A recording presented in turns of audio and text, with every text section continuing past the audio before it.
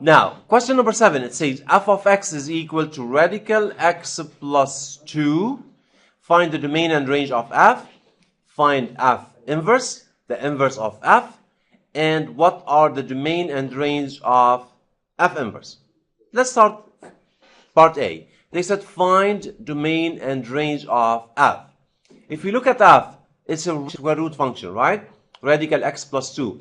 And we remember that anything under the radical, if we are working in set R, it should be positive. Okay? Should be greater than or equal to 0. Because radical of negative, it gives impossible. There will be no value. So the domain of the function, we should write x plus 2 should be greater than or equal to 0, which means that x is greater than or equal to negative 2. So the domain of f is x greater than or equal to negative 2. All values greater than or equal to minus 2. Now, the range of f. If we look, there is nothing beside the radical. And we know that the radical of something, just radical, is positive. Because whatever you have inside radical, when you get it outside, it will be positive. So radical of any number which belongs to the domain, okay, it should be positive. So there is nothing beside the radical, so this is greater than or equal to 0. So radical x plus 2 is greater than or equal to 0, because it could be equal to 0. If we put x minus 2 plus 2 is 0, radical 0 is 0. But the radical of this shouldn't be negative, it should be greater than or equal to 0. So we say the range is y greater than or equal to 0. Now, you can ask me, when is it more? I can tell you that if you have radical x plus 2, let's say plus 3. So in this case, the minimum value of this would be 0. Okay? It's because radical x plus 2 should be greater than or equal to 0. So the minimum value is 0. When you add plus 3, then the minimum value would be 3. Or if you say minus 3, then the minimum value would be minus 3. Then we change here, we say y smaller, y greater than or equal to minus 3. Okay? Clear? Yes. Clear. They said find f minus 1, the inverse of f. We have to find the inverse. How do you find the inverse? The steps you know. We can change x by y and find x in terms of y. We find x in terms of y and then we change x and y to be the opposite. We put y instead of x and x instead of y. Let's say y equal to radical x plus 2. The first step is we need to find x in terms of y. To find x in terms of y, we have radical. So to remove the radical, we do square both sides. Now we have y squared equal x plus 2. Square of radical, cancel. Now we find x in terms of y. So we say y squared minus 2, we take 2 to the other side, is equal to x. Then x is equal y squared minus 2. And then we replace y by x. So you get x squared minus 2. And we replace x by f inverse of x. So you get f inverse of x is x squared minus 2. So f inverse of x is equal x squared minus 2. Is that clear? Okay, they said, what are the domain and range of f minus 1 of x?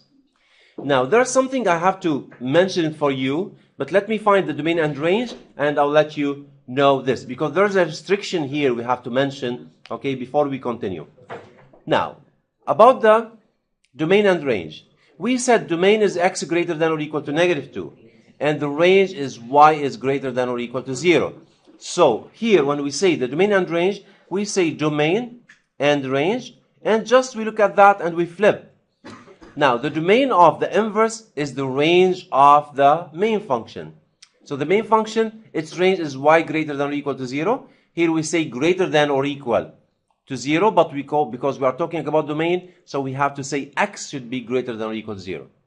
Now, with respect to the range, we talk about the domain. What is the domain of the main function? X greater than or equal to negative 2. Then the range of the inverse is y greater than or equal to negative 2.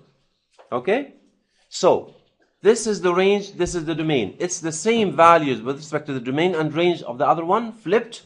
But remember, x becomes y and y becomes x. When we look at f inverse here in general, look at this.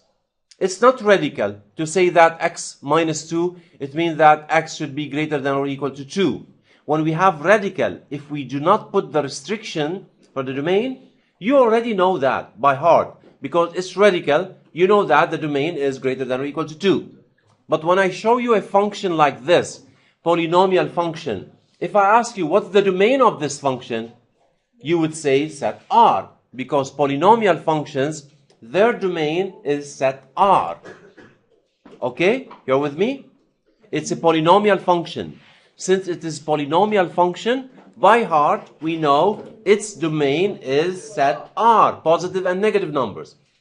But in this question here, this is not a polynomial function by itself. It comes from another function, which is radical x plus 2. This is the inverse of this function. Since it is the inverse of this function, so the restriction for the range here is the restriction for the domain here. Okay, so they fit together. The domain of this radical function, x greater than or equal to negative 2, and obviously we got values for y greater than or equal to 0. So the values for the main function of y's are greater than or equal to 0, which we got it in the domain of the inverse, because the inverse domain is the same as the range of the main function. So the domain we got it here is x greater than or equal to 0. So we have to mention here, okay, beside the inverse, that x is greater than or equal to 0. We cannot keep it without this, okay? Because if we keep it without this, if I ask you what's the domain of this function, you would say set R, which is wrong. Because it depends on the main one.